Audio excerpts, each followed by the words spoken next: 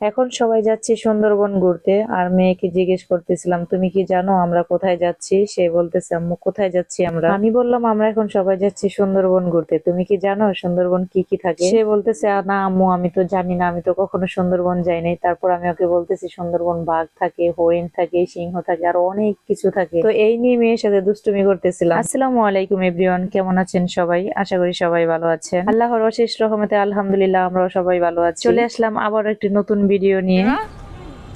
হালিমা, এই যে দেখছো সুন্দরবন, এইটাই তো সুন্দরবন। আসো, চলে আসছি তো আমরা সুন্দরবনে।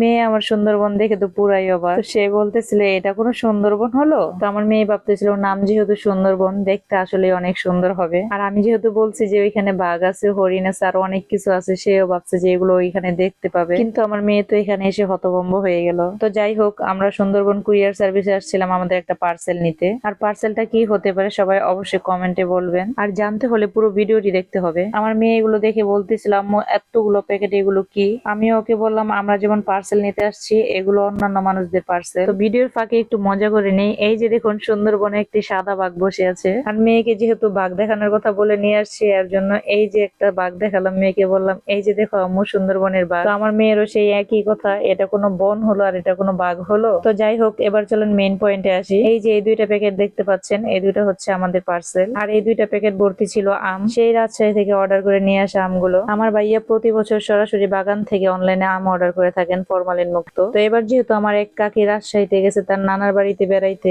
এর জন্য ভাইয়াকে বললাম এবার যেহেতু নিজের মানুষই ওখানে বেড়াইতে গেছে, তাহলে ওদেরকে দিয়ে সরাসরি আম অর্ডার করি। আর ভাইয়াও বলতেছিল, তাহলে তো এটা অনেক ভালো হয়, যেহেতু নিজেদের লোক ওইখানে আছে। আর আমগুলো কিন্তু কাকি ওরা নিজেদের হাতে পেরে দিছিল। তাহলে এখান থেকেই বোঝা যায় যে এগুলো একদম ফরমালিন মুক্ত, ভেজাল ছাড়া। তো এদিকে দেখেন, আমি আমের গল্প শেয়ার করতে করতে আমার ভাবি কিন্তু এদিক থেকে আম চুরি করতেছে। এই চুরি করেন না, চুরি করেন না, আমি কিন্তু দেখতেছি আপনি আম চুরি করতেছেন। তারপর আমটা বের করে ফেললো। ভাবিকে বললাম, আমটা দেখেন তো পাকা কিনা, খাওয়া যাবে কিনা। তো ভাবি বলতেছে, না আমটা কাঁচা, খাওয়া যাবে না। তো ভিতরের আমগুলো কাঁচা পাকা মিলিয়ে দেওয়া হয়েছিল। সবগুলো পাকা আম দিলে আমগুলো নষ্ট হয়ে যেত এই গরমে, এর জন্য কাঁচা পাকা মিলিয়ে দেওয়া হয়েছে। তো এই যে দেখেন, কাকিয়েরা যে সরাসরি আম বাগান থেকে পারতেছে, সেই দৃশ্যটা আমারও খুব ইচ্ছে ছিল এই দৃশ্যগুলো সচক্ষে দেখার। ইনশাল্লাহ আল্লাহ বাঁচিয়ে রাখলে কোনো একদিন যাব। তবে আমি যাব লিচু থাকাকালীন লিচু বাগান দেখতে। তো এই যে আমরা পার্সেল গুলো নিয়ে বাসায় চলে আসছি, এখন আনবক্সিং করার পালা। তো আমার ভাইয়া ভিডিও কলে লাইনে ছিল। ভাইয়াও দুষ্টুমি করে বলতেছিল যে, তোরা কি আইফোন আনবক্সিং করতেছস?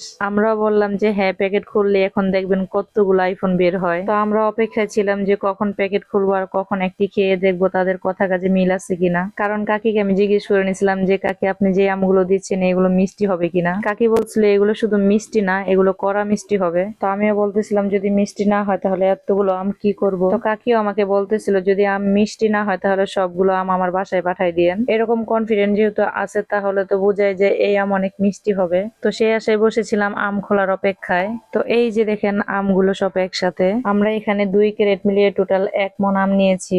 আর সবগুলো বেছে বেছে দেখতেছি কোনগুলো শক্ত আর কোনগুলো নরম হয়েছে। তো আম যেটাই হাতে নেই সেটাই দেখি শক্ত, সবই কাঁচা আম। তো এই হচ্ছে আরেকটা ক্যারেট, এটাও খুলে দেখলাম সবগুলো বের করে। তো আমরা 2 ক্যারেট থেকে এক এক করে সবগুলো আম নামিয়েছি, কাঁচা আর পাকা আমগুলো আলাদা করার জন্য। এই গরমে সব আম একসাথে রেখে দিলে আমগুলো সব নষ্ট হয়ে যাবে। তো সবগুলো আম বের করার পর কয়েকটা পাকা আম পাইছি, সেখান থেকে একটা আম আমার ভাবি কেটে দেখতেছে কেমন। মাশাআল্লাহ, আমের কালারটাও যেমন হয়েছে মিষ্টিও ছিল অনেক। তো প্রথমে একটি পিস আমার আব্বু খেয়ে দেখলো, অনেক মিষ্টি। তো আব্বু যেহেতু আম পছন্দ করছে, তার মানে আম অনেক ভালো হয়েছে। এত তাপমাত্রার জন্য আমগুলো অনেক গরম হয়েছিল, আর এত গরম অবস্থায় আমগুলো অনেক মিষ্টি লাগছে। আর এগুলো ফ্রিজে ঠান্ডা করে খেলে এগুলো আরো অনেক মিষ্টি লাগবে। তো কাকিকে তো একটা ধন্যবাদ দিতেই হয় এত ভালো আমগুলো দেওয়ার জন্য। তো আপনাকে অনেক অনেক ধন্যবাদ কাকি। কাকি বলছিল আম খেয়ে রিভিউ দেওয়ার জন্য। তো এই তো সবাই মিলে রিভিউ দিলাম। অনেক ভালো। এই যে দেখেন আমের কালার, আর খায়া দেখি কেমন মিষ্টি। হ্যাঁ, রসমালাই রসমালাই মধু মধু মধু মধু রসমালাই, অনেক মিষ্টি। মধু